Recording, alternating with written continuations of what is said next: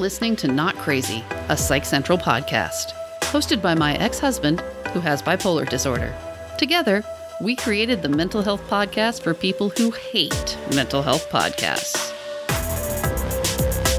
Happy Tuesday, everybody, and welcome to the Not Crazy podcast. I'm your host, Gabe Howard, and with me, as always, is the fantabulous Lisa Kiner. Hi, everyone. Today's quote is from Emma Watson. When people call me a role model, it puts the fear of God into me because I feel like I'm destined to fail. Now, Emma Watson is Hermione Granger.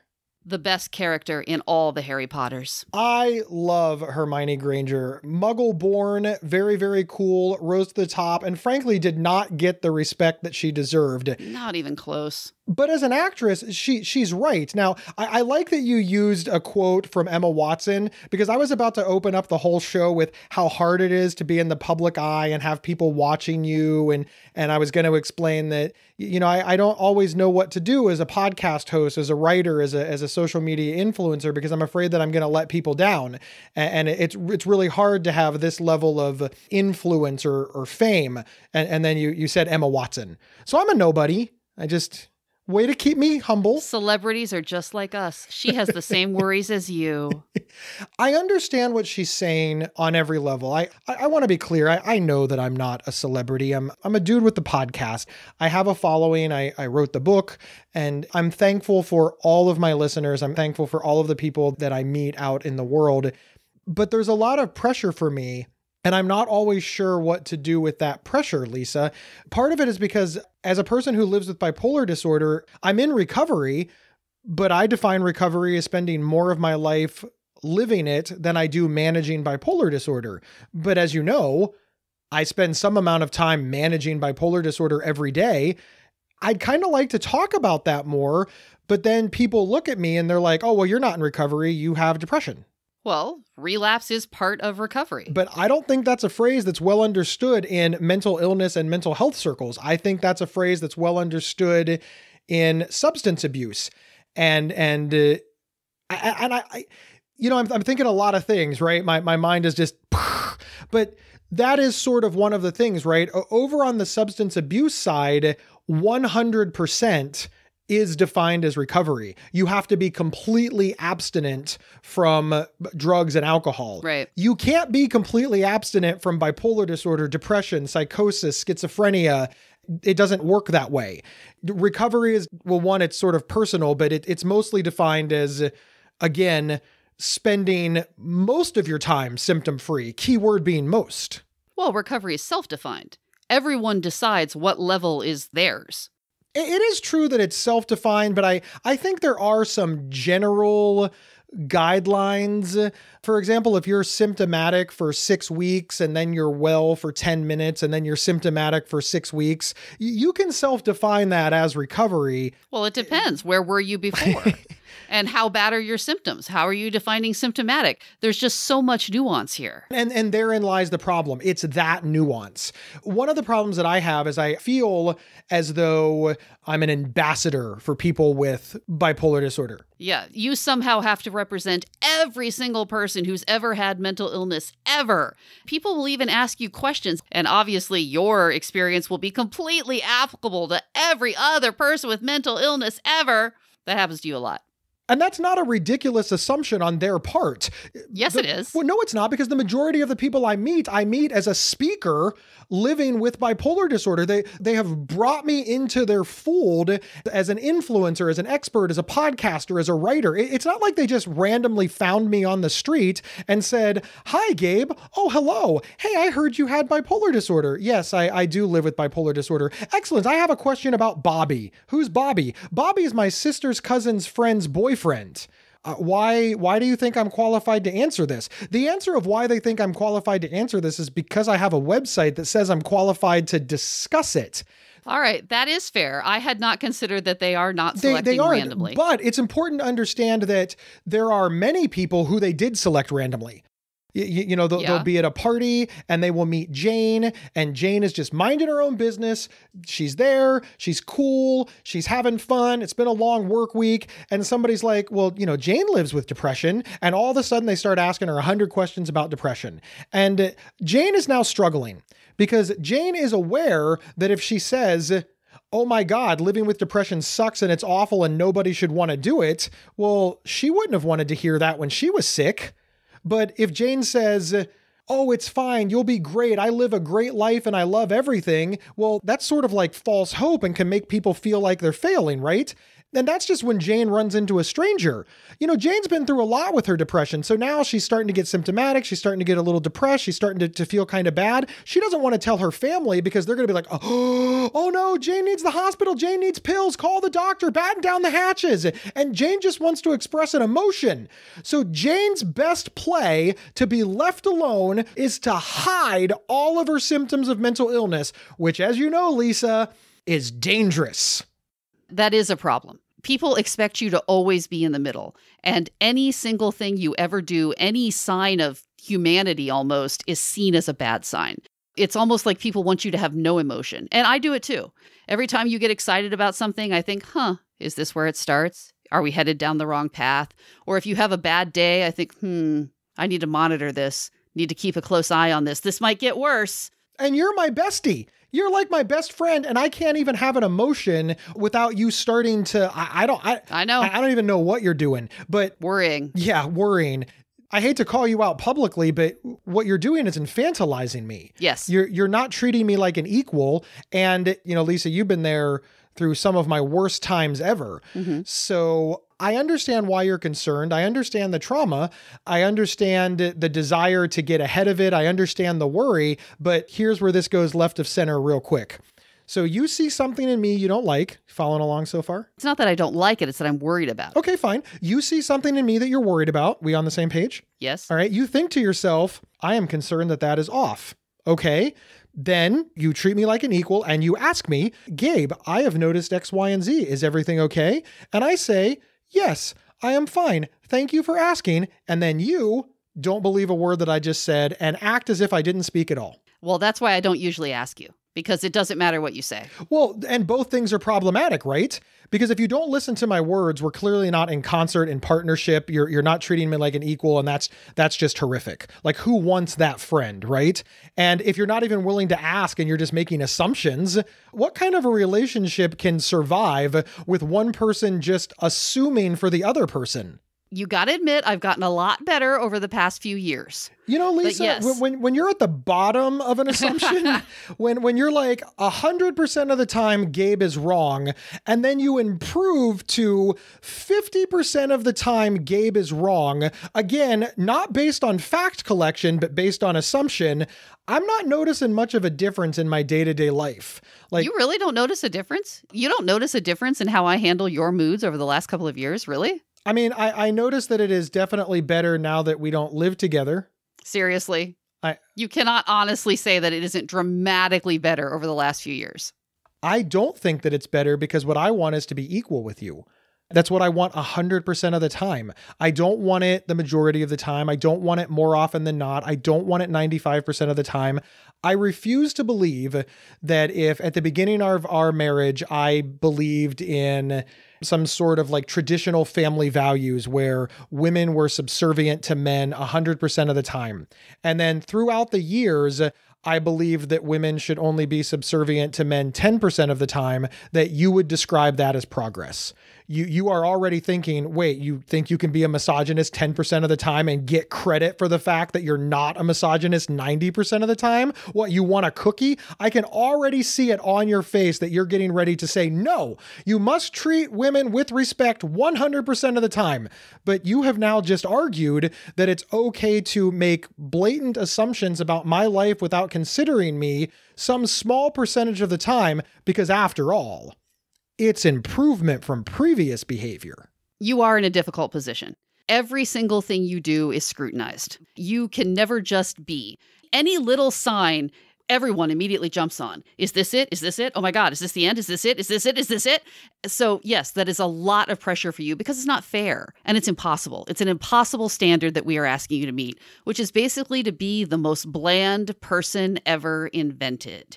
And a little off topic perhaps, but yeah, this is one of the reasons we're divorced, because I don't take you seriously.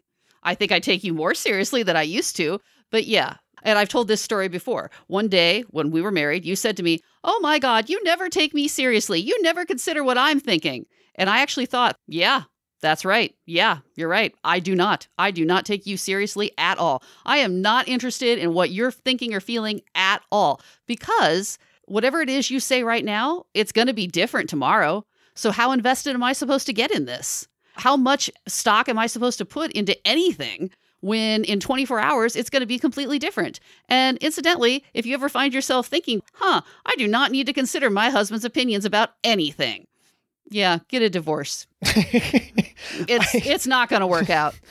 Just save yourself the time. But start a podcast with your ex. But I understand what you're saying. And yes, that is why frequently I do not take you seriously. But you got to admit, I've been doing better with that. Although I will admit that whenever you say, "Hey, let's do XYZ, I think, I'll take action on that in a couple of days. See if he's still on it by then. We've sort of divided the conversation into multiple piles here, right? And let's kind of take each one at a time. I think we've established really well that every single person who is living openly with mental illness somehow becomes a designated spokesperson. That's the word I'm going to use. If you live openly with mental illness or a mental health issue, you become a designated spokesperson for that illness in addition to suffering from it. It's a great gig. But that breaks up into categories. Not every single designated spokesperson is created the same. For example, I'm a designated spokesperson on purpose. I chose it. I have a brand. I created a website, and I'm doing it very intentionally. So arguably, I'm the least impacted by this. Well, but it isn't just mental illness. I think people do this for everything. Everyone assumes that all experiences can be lumped together. People don't really like nuance. If you meet someone with lupus, you're assuming that their experience is exactly the same as this other person with lupus. It must be the same way. All things follow the same path. Yeah, we see this in race and gender, culture. You are married to Warode. We love Warode. Warode is Lisa's long-suffering husband. Not long-suffering. Just because you've only been married a couple of years. But Warode is from Thailand, and he's an immigrant. He moved here when he was 13. And when we introduced him, I said we. Notice how I just jumped right into your marriage. It's now the three of us. But when we're out in public and I notice that people meet Warode for the first time, often he's the first person from Thailand that they've ever met. Yes. And they assume that he is representative of all people from Thailand, which one is stupid on its face if you think about it. But putting that aside, he immigrated here when he was 13. So he's not even a good representation of a person from Thailand, in that he's lived in America 4 times longer than he ever lived in Thailand. But they're like, no. This is what a man from Thailand is like. The dude's in his 50s. He's a dude from America at this point. He's from Ohio. Yeah, he's from Ohio. That happens all the time. And I think it's the same thing that you've got going on here. People want to find commonalities for some reason. I don't know if it makes people feel better, if they feel like things are more predictable, but they want like things to go together, or what they think are like things, even if they're really not. We see this in gender. All men are supposed to behave the same way, and all women are supposed to behave the same way. And we even go a step further in, female activities or male activities. And this is women's work, this is men's work, and just on and on and on and on and on. And that's just nonsense. If we have learned anything in 2020, it's that is utter nonsense. And yet they expect it for something as broad as, what private parts you're born with. Well, the obvious example is race. If you are the only member of your race in a group of other people not of said race, you are the designated spokesman of that thing. That's a lot of pressure. And it's a lot of pressure for you sometimes when you are the only consumer in a room full of doctors, family members, whatever, there's all this pressure on you to be this ideal representation because any little thing you do reflects poorly on everyone. I like that you brought up race because there's so much good research and data and writing from opinion pieces to cultural studies to social studies on that concept that you just described using race. Representing and tokenism. Yeah. And I don't want to say that my experience is the same as race because it's absolutely not. But there are some commonalities there. Like you said, being the only race in a room puts a lot of pressure on you. Being the only mentally ill person in a room, especially with people who are trying to learn about that mental illness, puts a lot of pressure on me because they do expect me to speak for every single person living with mental illness. And every single person with mental illness can't agree, shouldn't agree, won't agree, can't agree on everything. And the very fact that this is their expectation is a burden. Because, of course, I want to answer every question with, look, we're all different. Yeah, that happens a lot. People will say, well, blah, blah, blah. Do you think that my son something, something, something? And every single time I want to say, I don't know, maybe. I don't know. There's no hard and fast answers. People are all different. Well, do you think my son could benefit from hospitalization? I don't know. Maybe. It's like they think that there will always be one answer and one answer only. But of course, it's also problematic because you have a person standing in front of you that is ready, willing, and able to learn. They are asking a person living with mental illness about their experience. They've got horrific expectations of my ability to answer it, but it's quite possible that 6 months ago, they didn't even care. They weren't asking at all. They thought they knew. So when they ask this question, they're at least admitting that they don't know. They're willing to accept the idea that they can be led or taught or reach a different conclusion, but it's a problem, right? Whenever people say, I'm struggling with bipolar disorder, what should I do? 100% of the time, I want to answer, go to the doctor. That's it. Right. That is the answer. I mean, that is an excellent answer and everybody should do it. And obviously I work that into every answer. But if that's how I honestly answered every question and walked away, I would help nobody because nobody'd listen to me. People need to be talked into this. They don't understand why it's important. And again, I chose this. I am the designated spokesperson. Again, that's the phrase that we're using. I know nobody designated me, but I chose this. You designated you. Well, sure. Yes. That's not exactly fair because one, you designated you, and two, you're not exactly in the same position as other people because you have put yourself out there as this and people have hired you or invited you to come to speak or whatever as this thing, as a representative of this. So it's not quite the same for you as it is for other people. But that also puts a lot more pressure on you because every single thing you do is scrutinized. You're almost under pressure from the rest of us because if you do something wrong, if you step out of line, it looks bad for all of us. That is problematic. It's also problematic because we can't define what stepping out of line is. Let's be 100% clear. It doesn't matter how I step out of line. I could embezzle all the money from a charity. I could steal everybody's dogs. I could burn down an entire neighborhood. And that still does not make me representative of every single person with bipolar disorder. It doesn't matter what I do. It's not related to everybody else's behavior or experience, no matter how extreme of an example I use. But herein lies the problem, Lisa. It's much more insidious than that.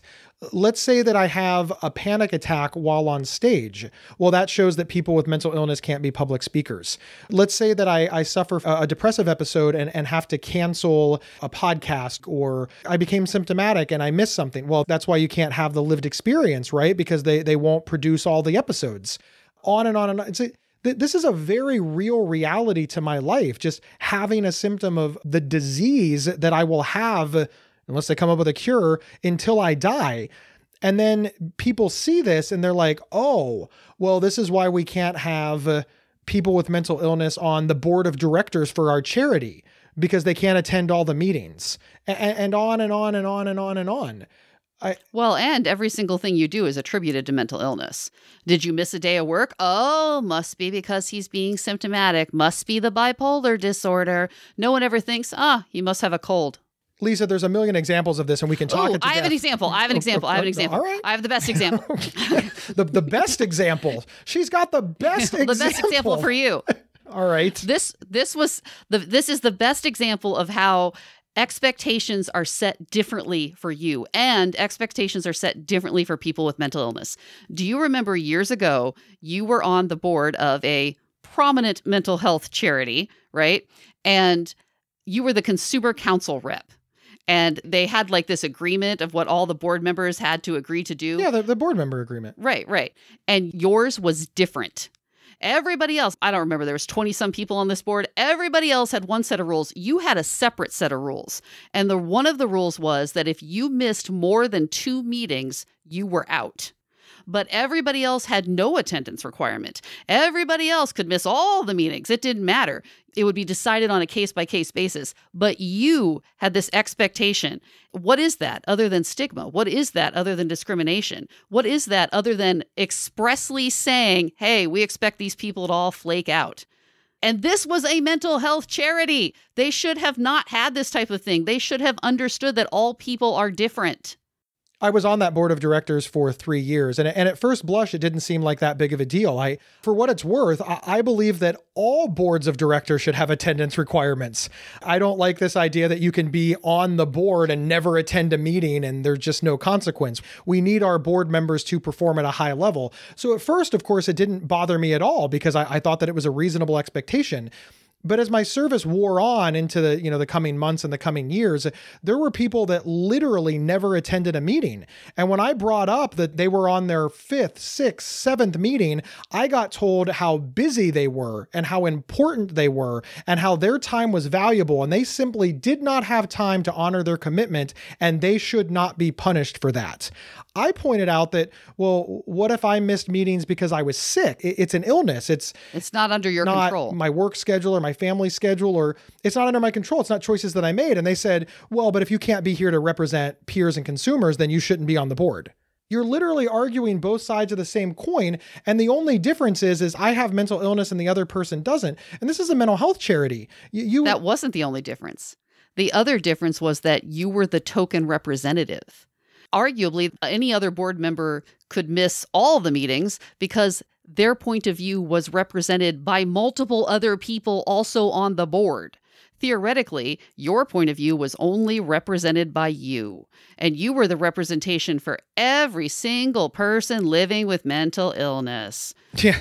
I like your reframe there, that the reason that I needed to be there is because I was so incredibly valuable. But of course, when you're on a board with 24 people and you're the only one with lived experience of mental illness, in fairness, I do want to say that there were a couple of other people that lived with mental illness. But I think even in its heyday in the 3 years I was there was 3 of us that claimed some sort of peer status or consumer status, living with mental illness status, and 21 people who didn't.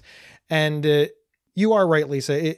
It was a burden because it showed that they were expecting me to mess up in a way that they were not expecting other people to mess up. And they weren't doing that based on Gabe Howard. They were doing that based on my diagnosis. Well, they were expecting you to mess up in a way that other people weren't, but they were also expecting you to represent all people.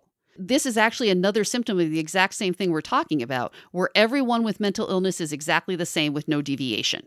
Therefore, you can just pick any random consumer and smack them on your board, and poof, you've now represented the consumer voice. And people even say that. It's the consumer voice, as if that's one voice.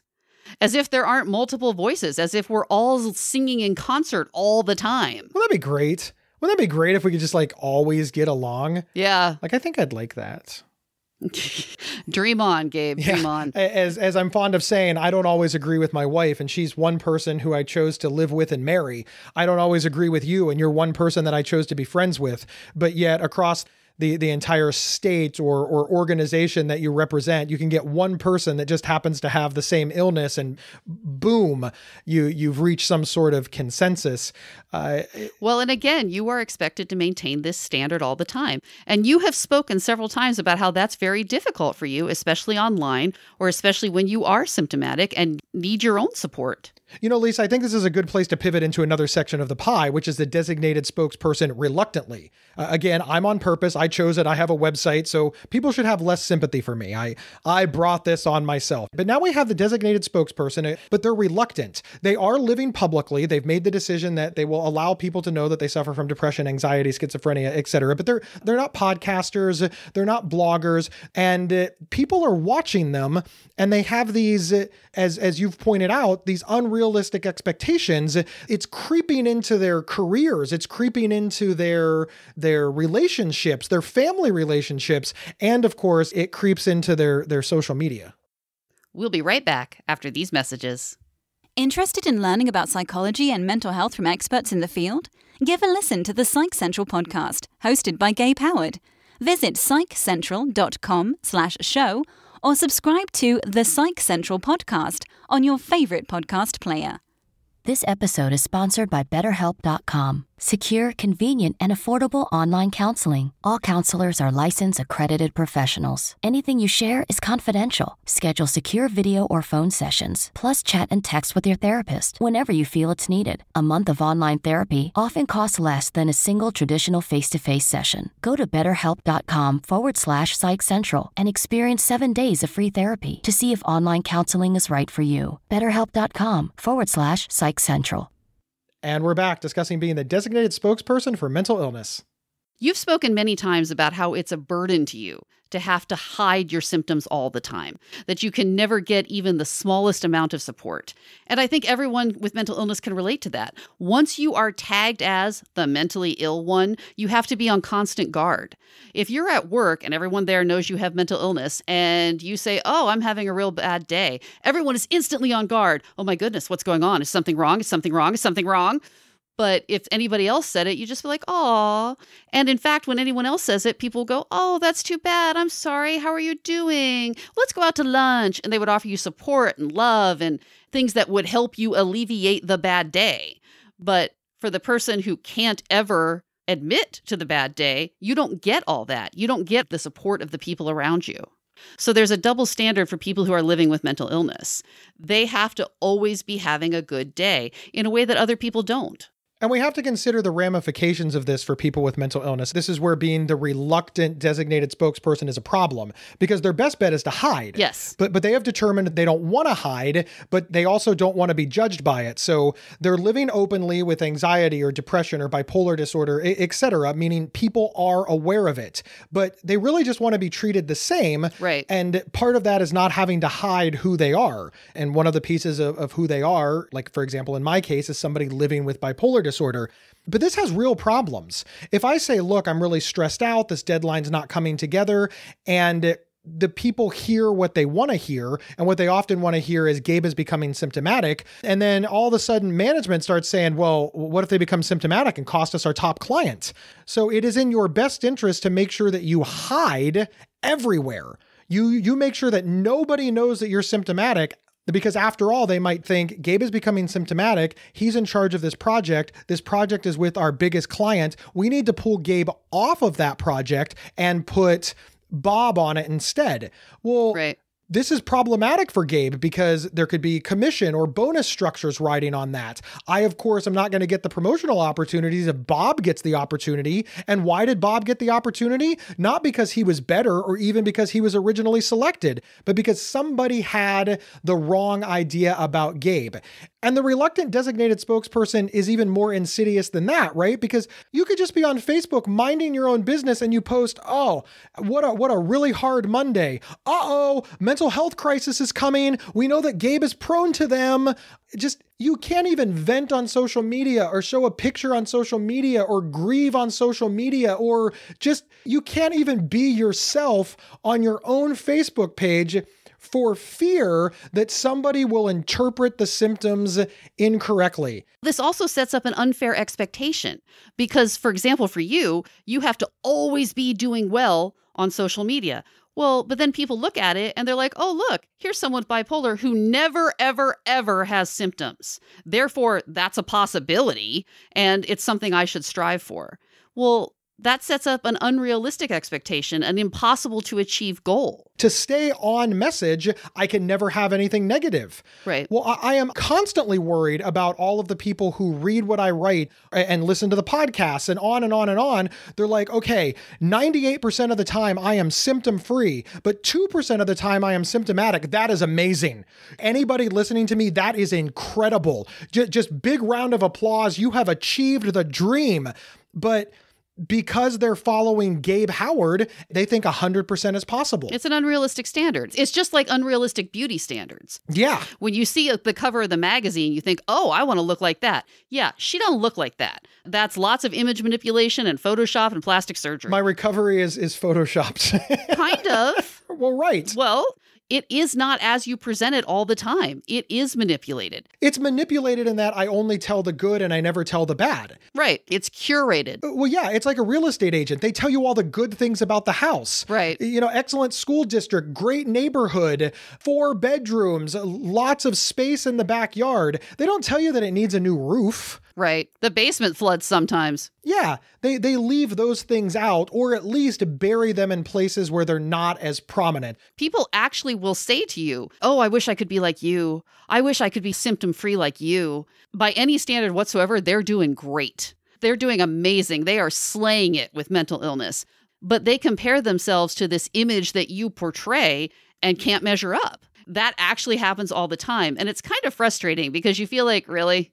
Really? You just believe everything you see on the internet? Really? But I could lose, right? I could lose something. I could post on there that I'm not doing well, and somebody who's thinking about inviting me to a conference could think, oh, well, Gabe's not doing well. We can't invite him to the conference.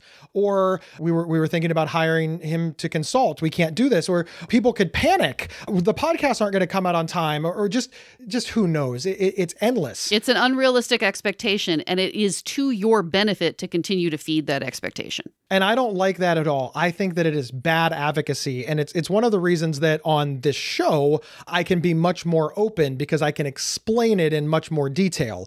That's the problem with social media, right? 260 characters, a photo, and you're out. These podcasts are 30, 45, 60 minutes long. We can delve into it and explain why we're behaving this way or what the pros and cons of it are. But another con that I want to talk about with the reluctant designated spokesperson is because we're faking, because we're all pretending to be in the middle all the time, other people are watching us and they're the newly diagnosed and they're like, I'm never going to be that good. Right. I can't do it. It's impossible. And that's people who are newly diagnosed. Let's go over to their friends and family, people who know somebody living with bipolar disorder. Well, why can't they be like Gabe? Why can't they be like Lisa? Why can't they be like Frank? They know their loved one and their friend intimately, the good, the bad, and the ugly. They only know our, as you pointed out, curated public self. Right. But they start to compare to their loved ones' private issues, troubles, suffering. And then they think, oh, well, my loved one's broken or extra sick, and on and on and on and on and on. This really is the literal equivalent of comparing your selfie with the cover of a magazine.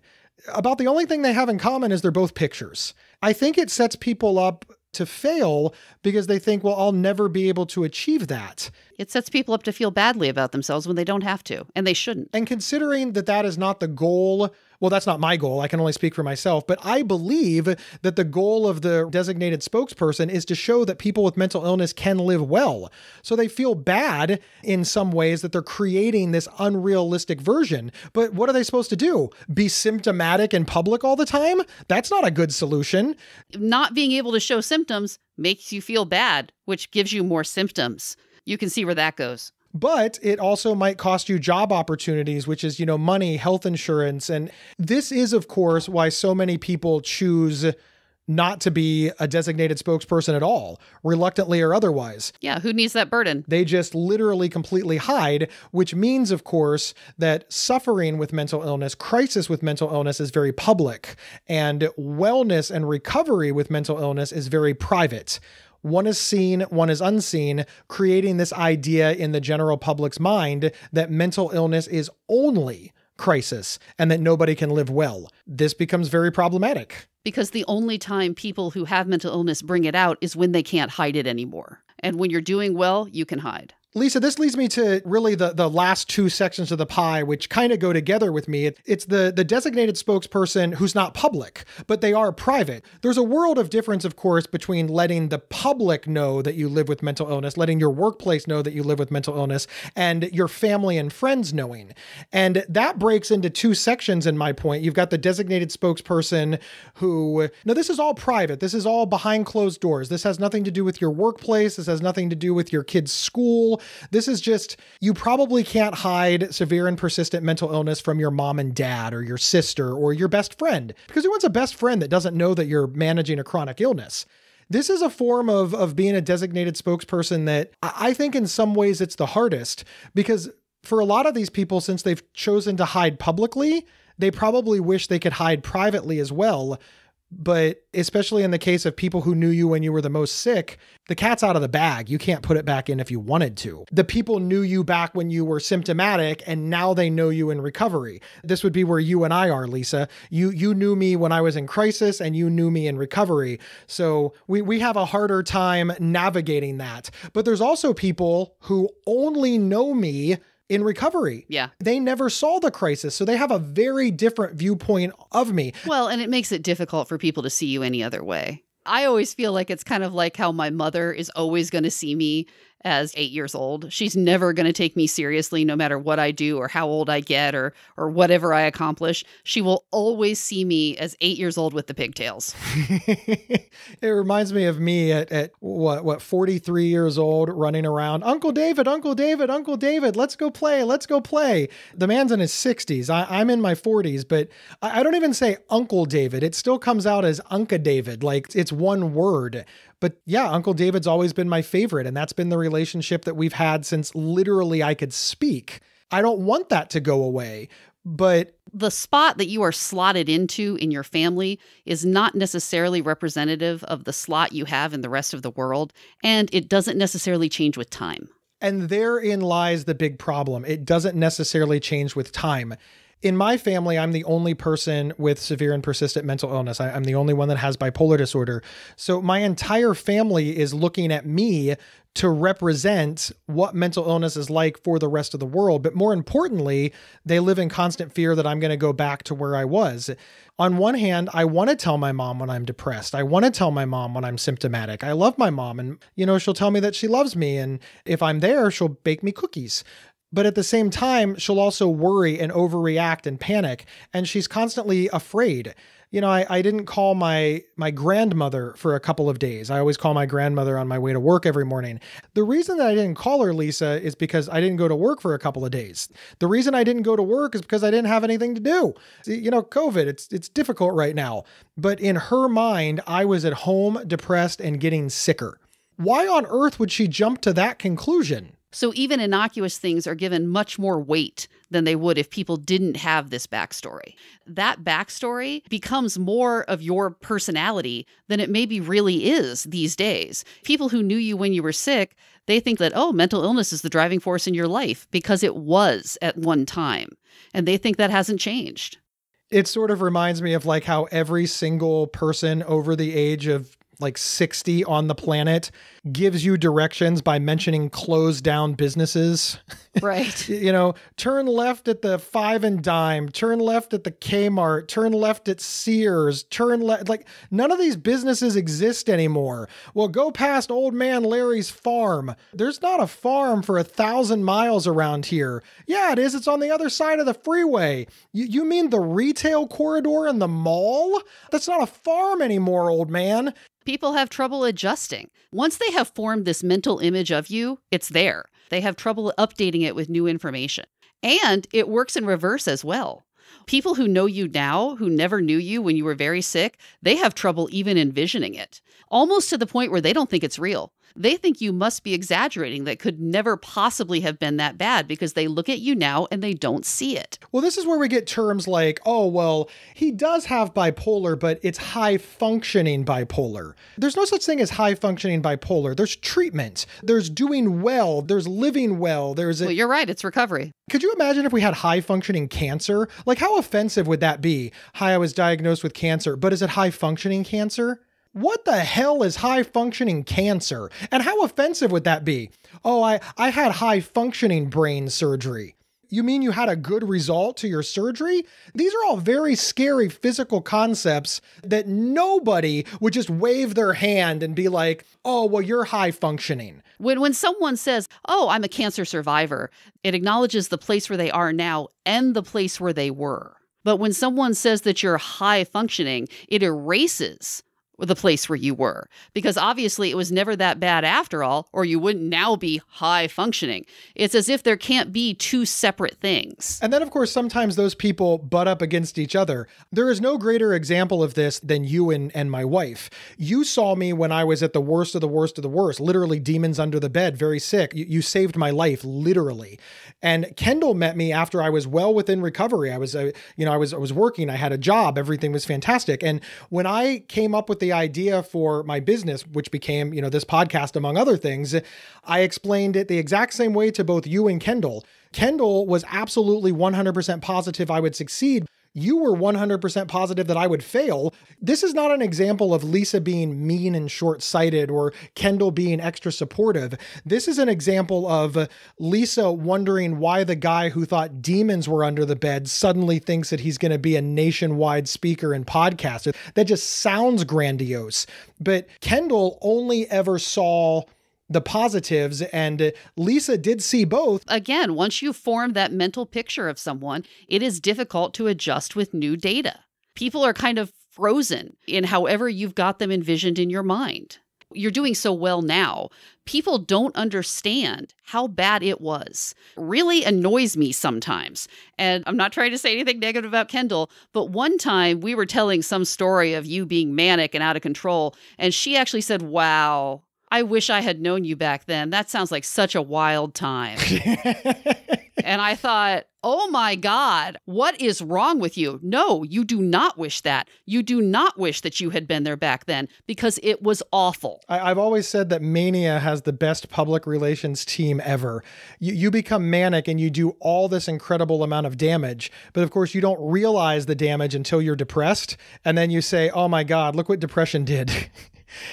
People who didn't know you then don't realize. Yeah. They think that it was a for fun thing, or that you're exaggerating, or that, oh, it wasn't really ever that bad. It obviously was never that bad, or you couldn't possibly be this well now. The reality is there's 1,000 examples of this. And I think the best one that we can use is that we don't see our parents as young. Yeah. It is absolutely outside of the realm of remote possibility that my mother ever did anything wild, that my mother ever did anything crazy, that my mother ever stayed up all night, that my mother did.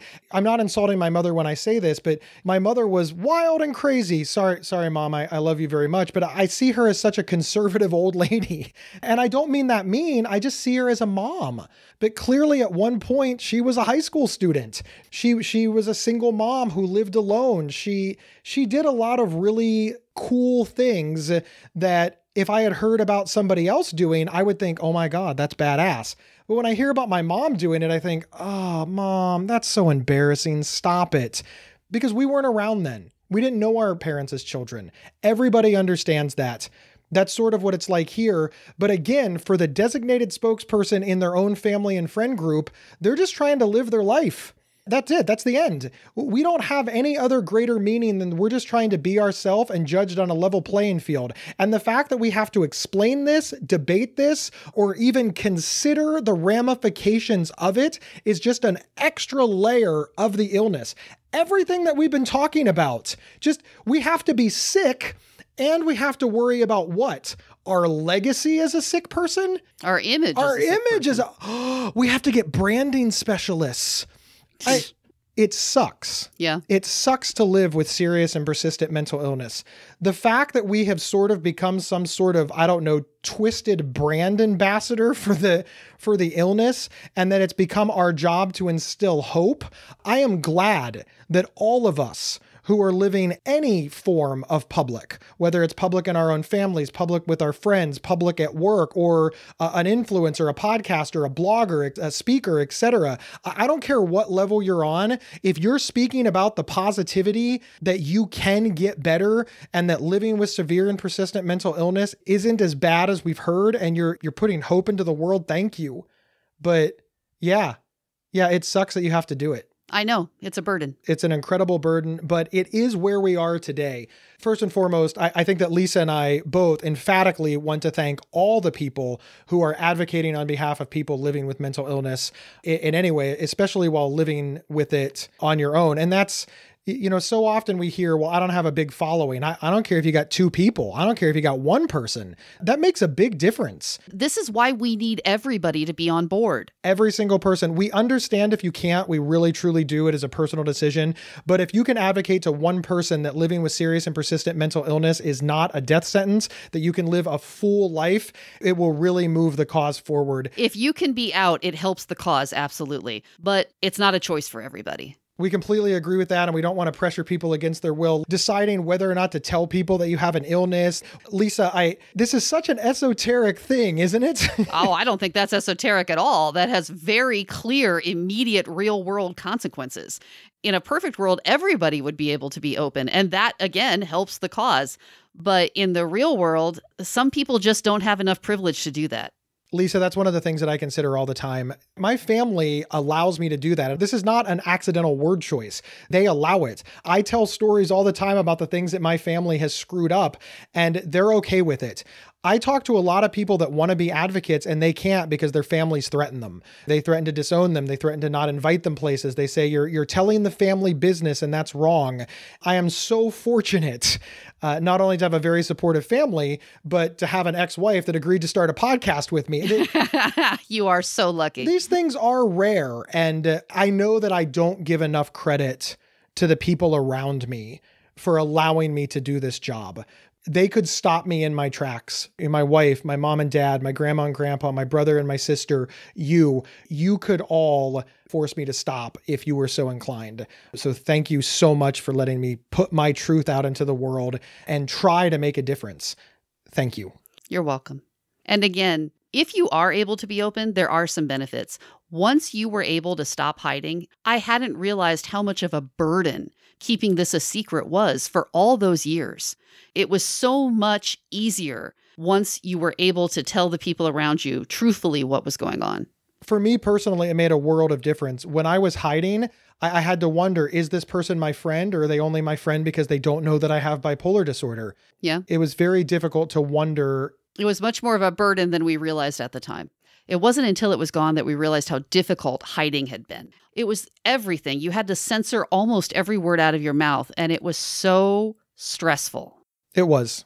That was in the beginning when I was a reluctant designated spokesman because I had to come out to some people, right? Like a pharmacist or my mom and dad. So I really feel like I kind of moved through the ranks, right? I started out as a reluctant designated spokesperson only among my family. And then I became a reluctant designated spokesperson at work and around people that I met because I wanted to be open. And then I became a deliberate designated spokesperson and started a podcast. And each one of those layers had pros and cons. And that's all I want people to understand. It's excellent for the cause. It is excellent for the cause to have more people counted who have reached recovery. It instills hope. It shows people that recovery is possible. It helps us get funding for the mental health safety net. It saves lives. These are important conversations.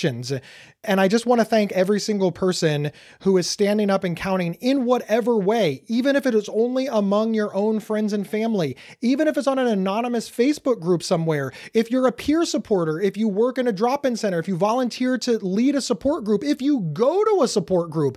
You know how powerful it is to have people in support groups who are in recovery to show the new people? This matters so much. But the bottom line, Lisa, is none of us asked to be designated spokespeople. None of us asked to be diagnosed with serious persistent mental illness. None of us asked for any of this. So I'm so glad that in addition to getting a disease, we get a spokesperson job, largely unpaid. Lisa, did you have a great time? As always, Gabe. Thank you, everybody, for being here. Listen, I would be remiss if I didn't tell you about my book, Mental Illness is an Asshole and Other Observation. And if you go to GabeHoward.com, I will sign it. I will send you stickers. And some of those stickers are not crazy stickers. You can also get it on Amazon, but it's cheaper to get it from me and I can sign it. Listen up. The last thing that we need you to do is write us a review. Use your words wherever you downloaded this podcast. podcast. Give us as many stars as possible. We really appreciate everything that you do for the Not Crazy podcast. Make sure you keep listening for the outtake, and we'll be back here next Tuesday. You've been listening to the Not Crazy podcast from Psych Central. For free mental health resources and online support groups, visit psychcentral.com. Not Crazy's official website is psychcentral.com/notcrazy. To work with Gabe, go to gabehoward.com. Want to see Gabe and me in person? Not Crazy travels well. Have us record an episode live at your next event. Email show@psychcentral.com for details.